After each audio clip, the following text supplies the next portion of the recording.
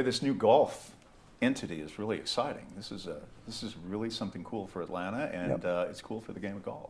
It is. I mean, we're, as you know, we're committed to golf on a national basis. Our PGA Tour Superstores are well over half the country today, and the largest golf specialty store today in the world.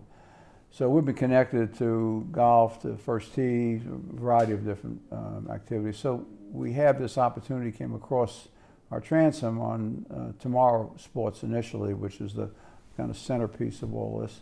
And then the TGL, the opportunity to buy a team amongst the first 6 teams. So we love competition, you know, we love golf for all the business reasons and personal reasons as well. And we love to represent Atlanta well. So we have an opportunity to have a team, have it, you know, be Atlanta's, being the team of the South, if you will. We don't have players yet. They'll be selected by the tour to make sure, much like the NFL, is going to be competitive balance. We want to make sure we start out that way. Although they have half of the top 20 players in the world have already committed to play the TGL. We think the ability to do golf simulation will continue to expand the sport, as it has. Probably 10% of the recent growth in the world of golf, which is pretty significant post-pandemic, during the pandemic and post-pandemic, is through golf simulation. This is an additional way to attract not players and, you know, amateurs, and a format for professionals that'll be unique and fun for them as well. One of the great things about this, I think, is golf is in the middle of an earthquake, sort of a seismic reading here with all that's gone on over the last year, and it's an opportunity to sort of reboot a sport that has been one way for generations. You know, this is not the golf world of Ben Hogan and J.C. Snead, you know, it's very different these days. Well, it is, and I think, you know, it's one of the reasons I think the technology-based simulation will be highly successful because, you know, a lot of young fans across America, a lot of generally people across America, but particularly younger fans across America, relate to sports in terms of technology. And I think that this format on a national basis, 2-hour matches, 15 of them played throughout the year, starting in January, semifinals, finals after that, will attract and keep a whole new audience and bring them to the game of golf, which will eventually end up on green grass golf courses. So I think it would be good generally for the game.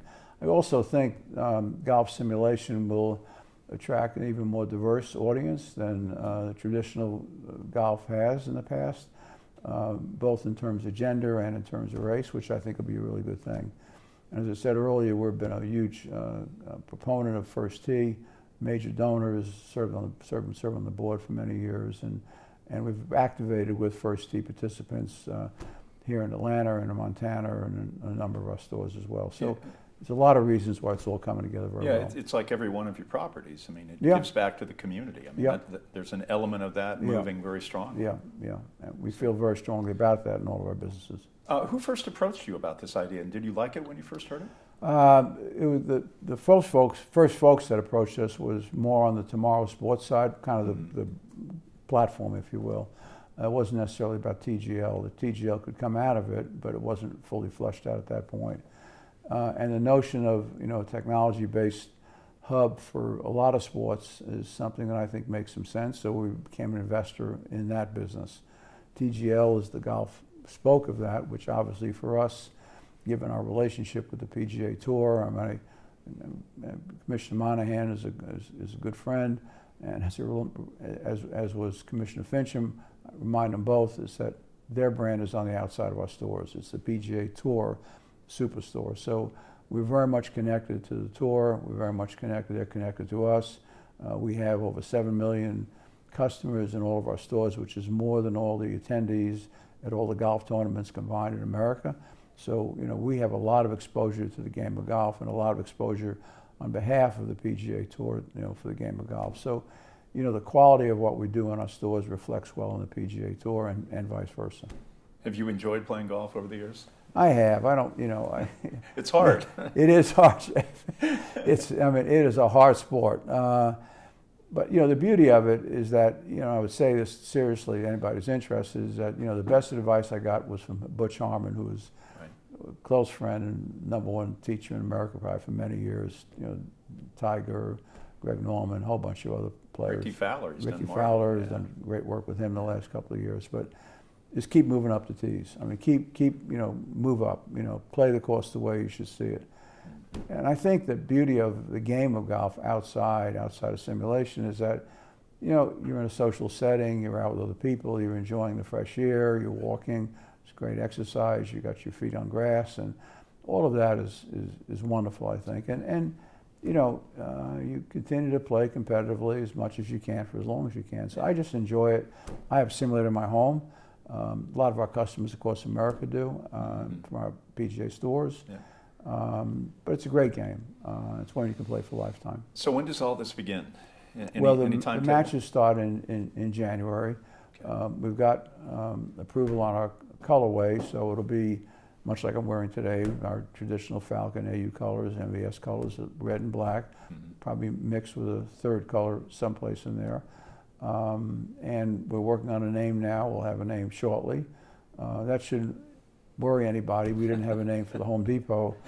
We actually didn't have a name for the Home Depot. We finally got an approved name 60 days before our first stores opened up in 1979. The stores were built, designed, product was coming into them, and we didn't have a name yet. Did you like that name, Home Depot, when you first started? Yeah, we did, but the issue was trying to get a service marked across the country, and every name we came up with, and there was a long list of other names, we couldn't get approved. Finally, we got one that we approved, and it's worked out fine. So I'm not worried about the late name. We'll come up with a great name. What an amazing 20 years you've had. We were chatting about that here as we wrap this up with you, about all that has happened here in the last 20 years in terms of your business, your connection with the community, the stadium. Yeah. It's been extraordinary. I mean, I think a lot of people couldn't have imagined that in 2023 you'd be sitting here. Well, I'd be the first one on that line. I mean, who would have imagined? I mean, when I spend time with my partner, Bernie Marcus, my co-founder of Home Depot, I had lunch with him last week. And Bernie, God bless him, is 94 now. Amazing. And his mind is great. But, we look at each other still to this day and say, how did this happen? So, it's a combination of, we had a great vision, we had great execution, we had a great team around us, we were good listeners, et cetera. But the opportunities that it's created for us, not just in terms of business, but probably moreover, in terms of giving back to the community. You've heard me say this before, 95% plus of my estate's going to end up back through our family foundation, back into the hands of society. Bernie's very much the same way. So it's been a blessing, but a recycling of the blessings of our life. And I could not have imagined it, but couldn't be prouder that I'm living it and having an opportunity to make a difference in the lives of other people. Thanks for your time. Yeah, good to see you. Good to see you too. Take care.